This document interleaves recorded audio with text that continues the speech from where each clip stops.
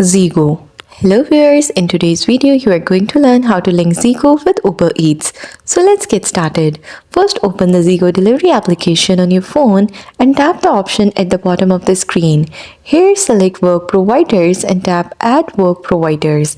From the list choose Uber Eats and review and accept the terms and conditions, then tap agree and add it.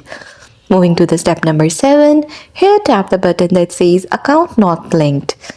Then select link account in this option and follow the on-screen steps to connect your Uber Eats delivery account.